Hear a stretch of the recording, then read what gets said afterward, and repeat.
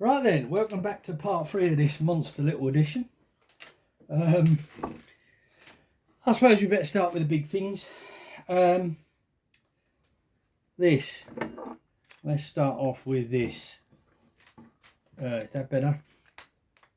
Generic kind of, there is a name there. Hand drill, made in England. There is a make on there. Can you see that on there? Because I can't. Yeah, it's like a flag. I'll have a look. But now I've seen thousands of these over the years. Never picked them up because they're big, bulky, awkward and heavy. This is one of the heaviest I've ever picked up. It weighs an absolute ton. It's one of those that you're shouldering. And I think that was 50p. Now how can I ignore 50p? So I picked that up. Right, now as you can see, 1, 2, 3, 4, 5, 6, 7, 8 clamps on here, which I got with one other item, and this was a big spend for me. This was 20 quid. He wanted 25, but I didn't particularly want the clamps. I've got lots of G clamps, and these are the older G clamps with the wing nut on the end rather than the T-bar, and they're mostly record.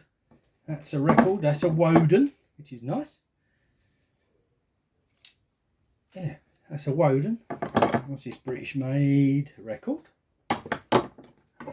British made record. A big old record, that one, and it has got the T-bar and it's a 10-incher. Now that might be more specific because it has a hole in the end. That big old boy. Go down there. Another record, British made. That's a nice wing nut, isn't it? What's that one? Dropford steel, made in England. Lion brand, line number 404, light service clamp. That's a nice thing, isn't it? And most of them have got their ends on. I think there's only one that doesn't. And this is a more specific type of, for a specific job. I forgot what they use them for now. But I don't normally pick them up. But yeah, I've got one. It's like, I don't know, pop it in there. It's a little bit drunk as well, that one, look at it. Yeah, look. So it's had some use. It's almost like a press, isn't it, rather than a clamp. Anyway, I got those, but the reason, well, the thing that caught me on this, fellas, caught my eye with that was this. And this is one of those tools I've been looking for and didn't expect to find at a car boot sale. Can you see that okay? It's a Surston wrench, British patent, and there's the patent number. Pretty filthy, pretty good working order with the like snow adjustment.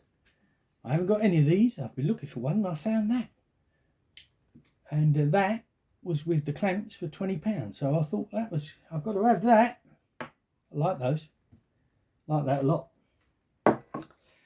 Now another little vise. It's almost like a miniature blacksmith's vise. Bar's missing there, and it's missing its plate on the end there. But other than that, it's in very good nick. Lovely shape. Bent bar, as they almost all have. Isn't that a lovely thing? Clamp it onto something. There's even an anvil part on there. Another little anvil to the collection. Sort of a mid-sized little table one. Now, I picked up an axe. Now, I don't go for many axes. It's not really my thing. But I saw that had a marking on there. And he wanted £1.50. I can't read it yet. But hopefully when I clean it up, if I'm careful, I'll be able to get that make. Won't take much to put an edge on. Not too pitted, I suppose. It's had a lot of use on that back end. And the handle has seen better days. Also had a lot of use there, isn't it? But I thought, oh, let's get an axe. And there we go. I don't know if you can see that mark. Is that the right way round? Or is that the right way round? In any case, axe 150. Now, pipe grips.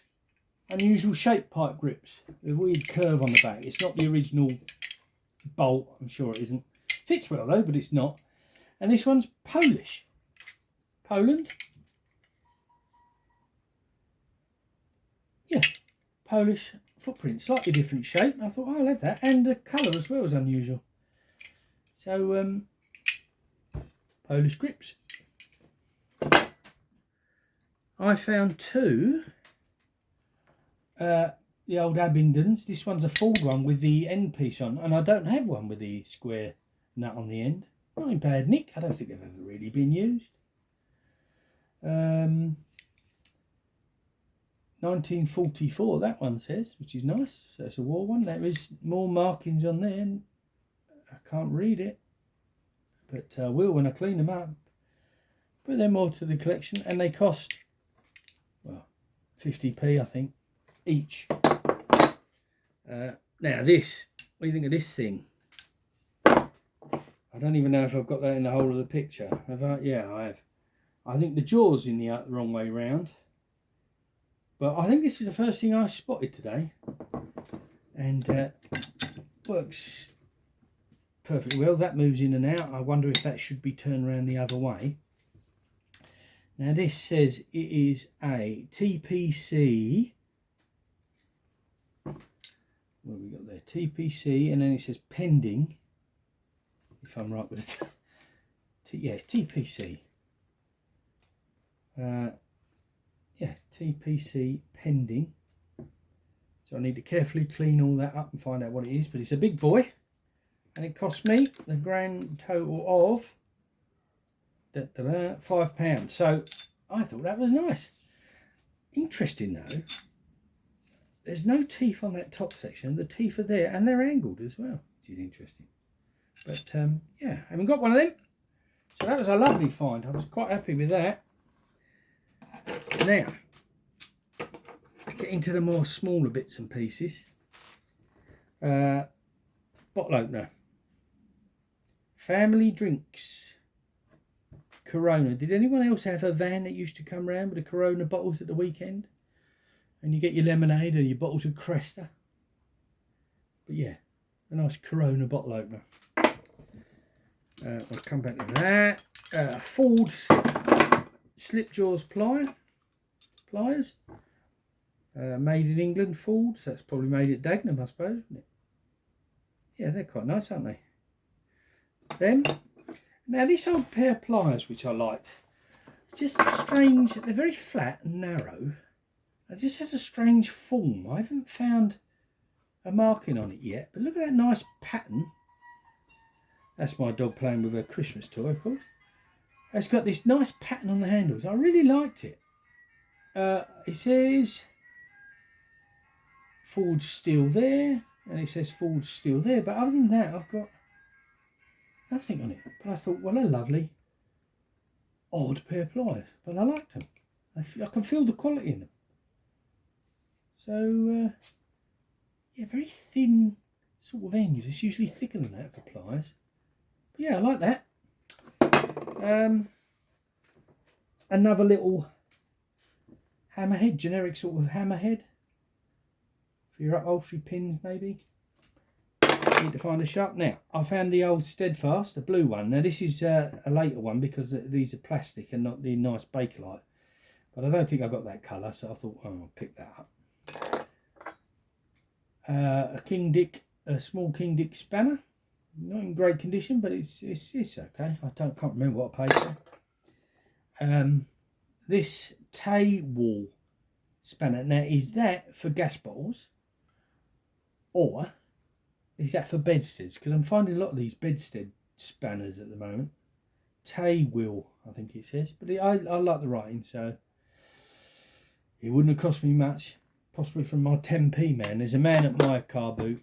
He has mountains of stuff, and it's everything in there's 10p. So sometimes you find tools, not every time, but sometimes you do, and I think that's where that came from.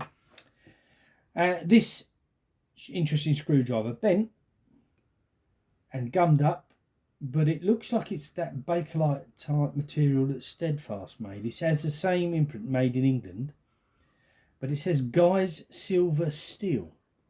but I suspect that is a large Steadfast. It certainly looks like that company with the dome top, but I haven't seen one with a handle that large. And had to have it. That was from my 10p man, so that was 10p. And then, by a stroke of luck, I found this little gizmo, which is a Ray-Ban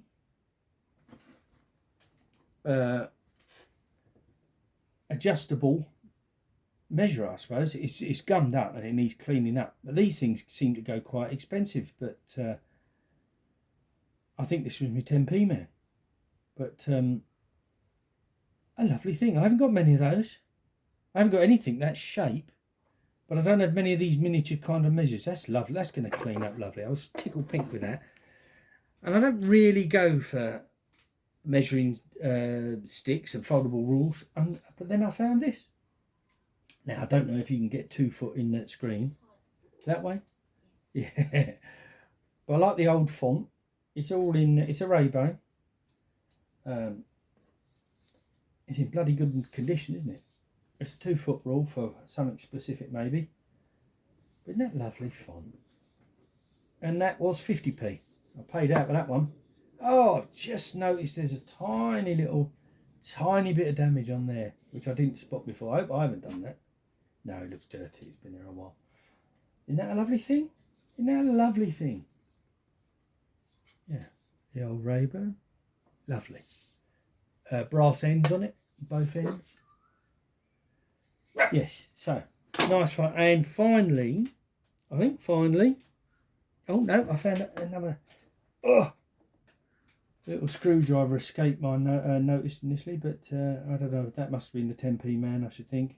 That's his kind of thing that I find. And then finally, for a fiver, of someone I see regular, is this Carambra patent. That's all it says on it. It says North, or N and 0, or O. I don't know, it's some sort of beaked pliers. I'm not sure what it's for. It's quite old. There's an anvil or a hammer kind of end on there. You can get a good grip on it. Screwdriver on the end. A little bit of a chip on there, unfortunately. But what an odd thing. And I thought, ooh, I'll have some of that. So I did. I don't know what it would have been used for. I like the anvil. It's so, you know, because you do that when you're working.